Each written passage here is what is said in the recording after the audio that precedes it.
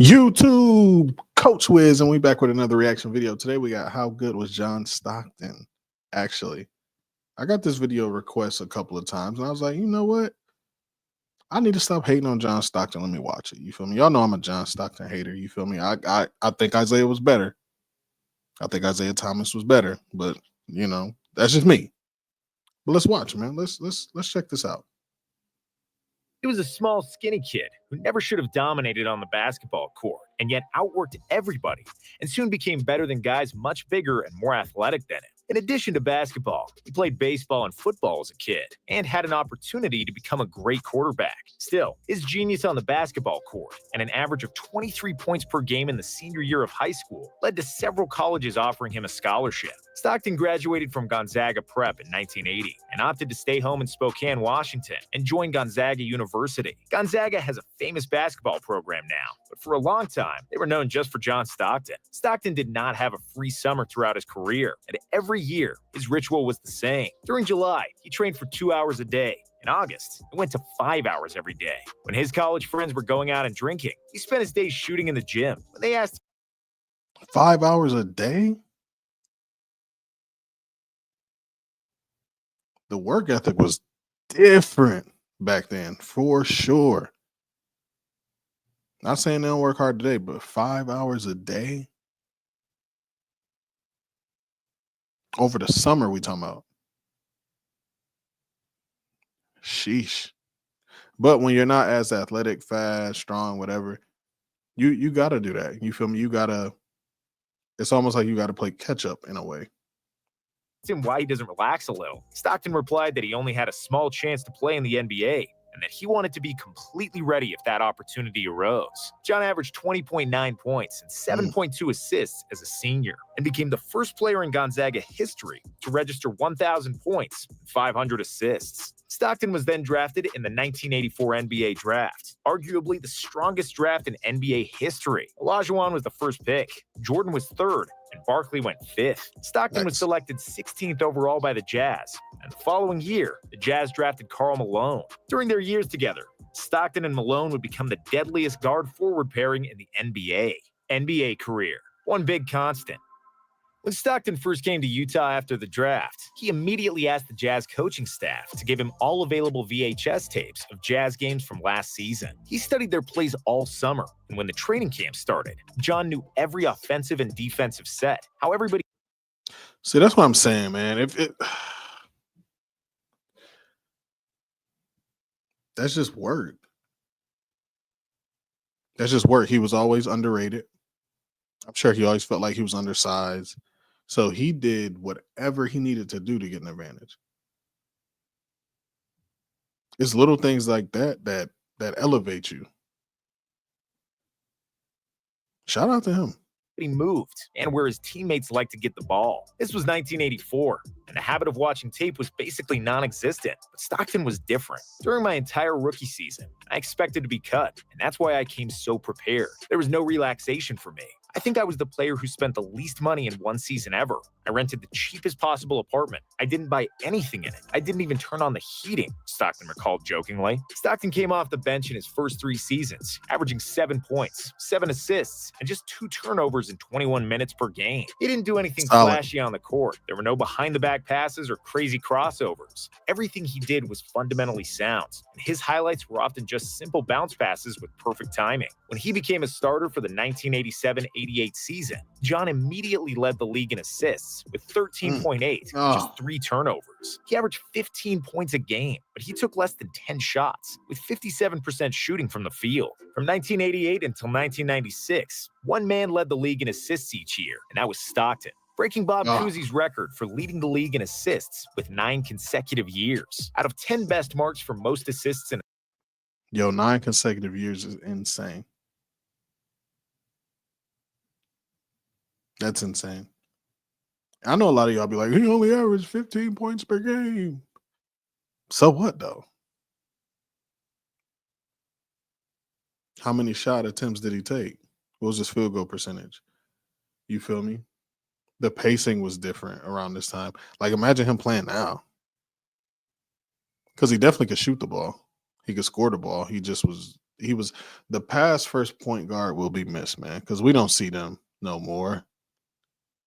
We got a lot of tweeners, a lot of hybrid guards now, which is, the game evolves, the game changes, but the true pass first point guards, I don't know if we'll see them again. You feel me? So, but he was one of those. The season. 7 belonged to Stockton, and these are just some of his passing records. Stockton was also the only point guard in the league setting picks on much bigger players, absorbing the blows with his 6'1" body to free up teammates. Charles Barkley once said that Stockton sets the hardest picks in the league, and when Barkley says that, it means something. Yeah, Stockton was dirty, and he took every little chance to trip you, elbow you, and gain some kind of advantage. But because he was always outmatched physically, he almost had to be dirty to succeed.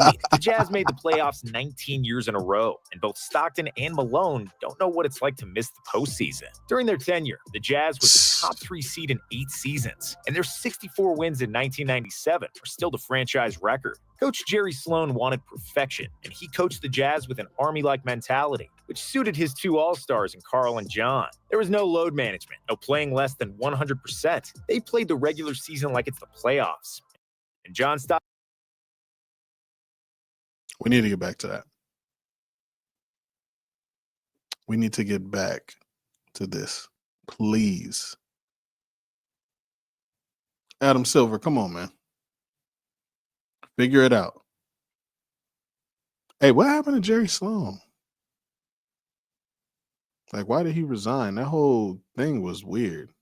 Like, let me know if y'all got some inside information on that. Stockton never allowed his troops to slack off. During those 19 years, John didn't change a single thing. His neatly combed short hair was always the same. He trained rigorously, and he was the only player who kept playing in those ultra-short 80s shorts a decade after everybody switched to longer ones. Stockton became the NBA's all-time assists leader in 1995, surpassing Magic Johnson's 9,921 dimes. When he broke Magic's record, Stockton didn't want the game to stop to be honored. The fans gave him a standing ovation, and he waved his hand briefly so that the game could continue. The following season, Stockton also surpassed Maurice Cheeks as the all-time record holder in steals. In 1997 and 1998, Utah played the best basketball in the West, won the #1 seed each year, and went to the NBA Finals. When he made the buzzer-beating three-pointer against Barkley and Olajuwon in the 97 playoffs for a series win and a place in their first finals, it was the only time where we have ever seen him lose his cool and show a lot of emotions on the court. And then in the finals, a lack of experience, lack of luck,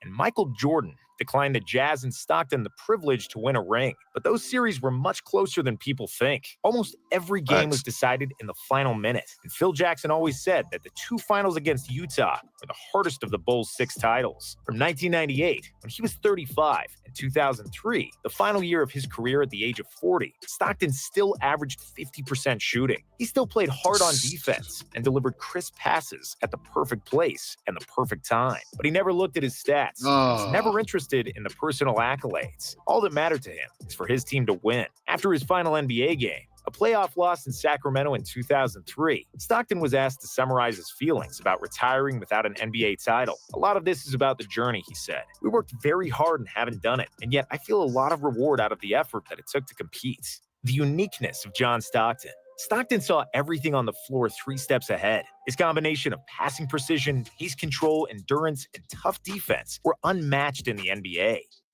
Yeah, I was going to say, John Stockton had great pacing. So, no, he wasn't the fastest. He wasn't the quickest. But if you can play at a good pace and know when to change speeds, you potentially can be faster than somebody that is fast, if that makes sense. So you can tell John Stockton really worked on his game. You feel me? Really worked on his game, was super smart. Nothing too crazy, nothing flashy. Picked his spots, knew all the plays, knew where everybody was going to be, knew where his shots were going to be. And that's how you be great.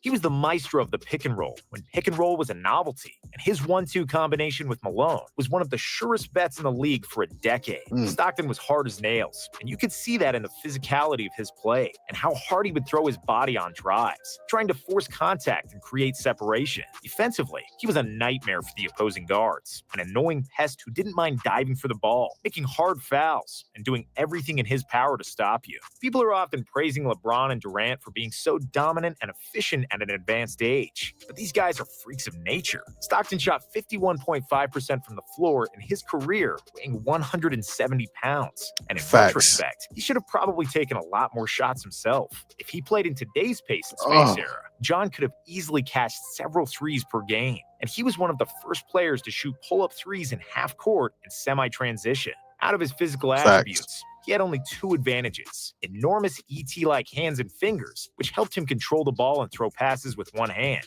And the second was a resting heart rate of 35 beats per minute, twice less than the average man of his size. It was part of the reason why he was always composed, and why he could play with the same intensity at the end of the game, and why he'd almost never sweat. Stockton always flew under the radar, similar to Tim Duncan and Moses Malone, one of the most underrated centers ever. But that's how John preferred it. For 19 years in the league, he never had an agent, and he negotiated all of his contracts. Managers, PR, personal assistants, a 10-person entourage, forget it. This was not...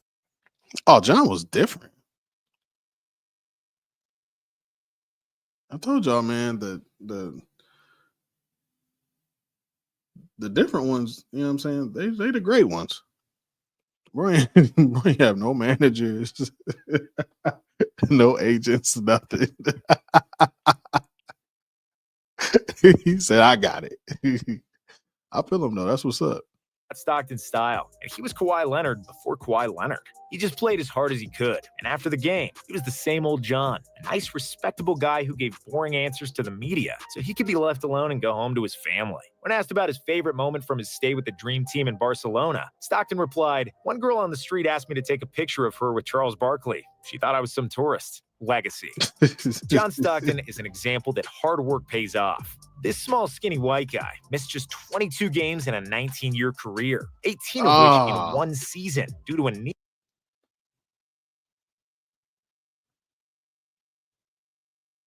What?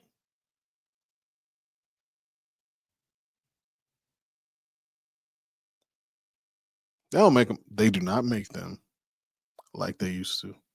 Knee injury, which is also the only serious injury of his career. He is without a doubt the best pure point guard ever. John is #1 all-time in career assists. That's not even close, with Jason Kidd in second place, with almost 4,000 assists behind him. The same as in steals, where Stockton is the only man with over 3,000 steals, with 550 more than Kidd at #2. With 10.5 assists per game, he's one of only 2 players to average double-figure assists for their career. He once had 11 assists in one quarter, and that was in a playoff game. Stockton's other assist records include most in a season, 1,164, the highest average for a season, 14.5, and most seasons leading the league in passing. He also shared the record for most assists in a playoff game with 24, and is tied for third for most assists in a regular season game with 28. If he played in the point guard era of today, he could have easily averaged 20 every year because of his phenomenal shooting ability. But all he wanted was to create perfect shots for his teammates. I swear that I never got a bad pass from Stockton. He never threw the ball behind my back,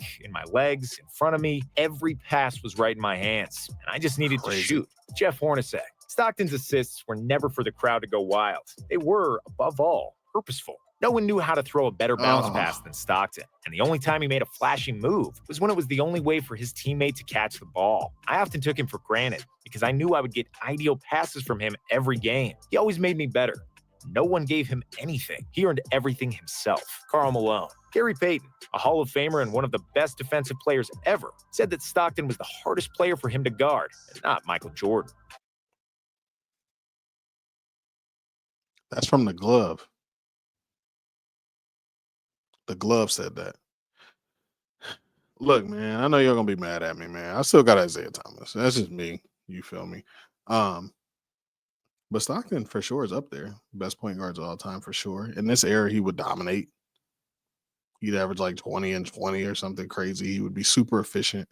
Again, I respect the players that worked. You know what I'm saying? That weren't blessed with like the athleticism and the size. You feel me? They actually had to, and not saying the ones that don't have skills and don't work on their skills, but I'm saying it's definitely different when you aren't blessed with that. You feel me? And for him to have the career that he did, and I don't think anybody's going to break that assist record or that steals record. What y'all think? Y'all think anybody got a chance of that? I don't. One of the best passers of all time. He is super underrated. I will say that. Um, but yeah, John Stockton was a beast. And what he doesn't get enough credit for is he played defense. I know what y'all be trying to say about the white guys, man, but he played defense. You feel me? But shout out to y'all, man. I'm Coach Wiz. I'm out of here. Let me know who y'all want me to react to next. Y'all be easy, man.